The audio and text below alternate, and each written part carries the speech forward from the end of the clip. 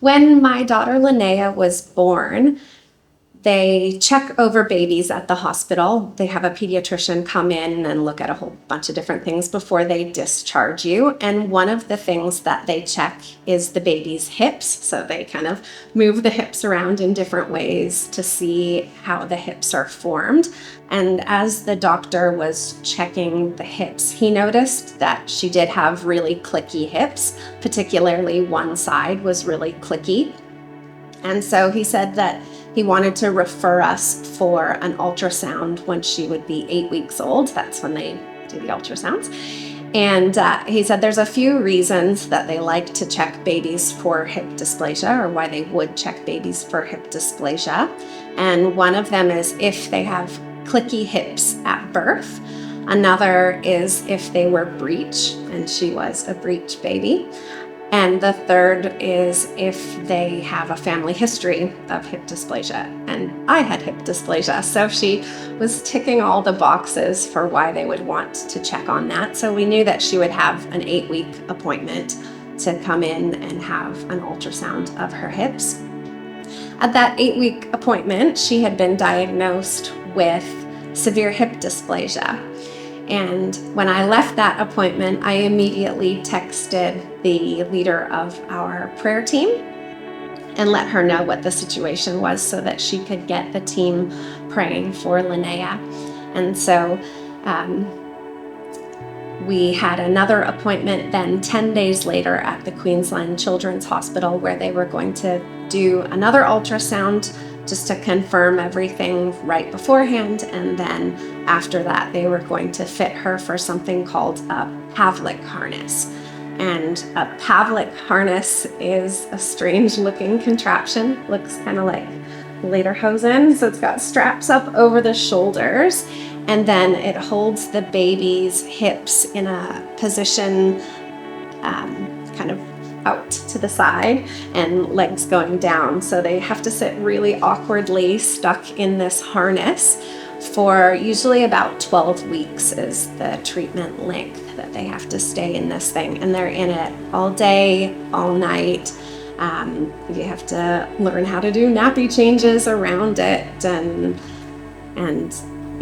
ball up towels and things to put in their car seats so that at all times they stay in this particular position. I knew that being stuck in a certain position was not going to be something that she particularly enjoyed, but also for me, I suffer from chronic nerve pain in both of my arms, and so I can't pick her up and carry her. I have to use wraps and carriers to carry her around, and I was concerned that being in this harness was going to mean that I couldn't hold her at all. And that was for me probably the greatest disappointment in the situation, was not that she had hip dysplasia, because I knew that was treatable. I knew they could fix it at this age, but that we would lose that time together of being able to cuddle and bond. And so we had 10 days after that initial ultrasound, we had a second ultrasound, and the person doing the ultrasound on her looked kind of confused and was going back and forth between the initial scan and what she was looking at. And she said, "I don't know what happened here, but it would be a miracle if her hip had gotten this much better in such a short period of time and without treatment." And I just thought, yeah, that it would be a miracle. I'm sure it's a miracle.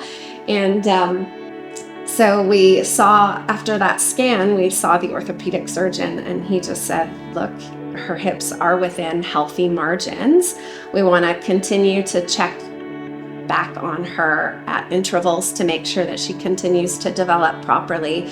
But at this point, there's nothing we need to do in terms of treatment because she has a healthy hip for the level of development that she's at." And so she's had at least two more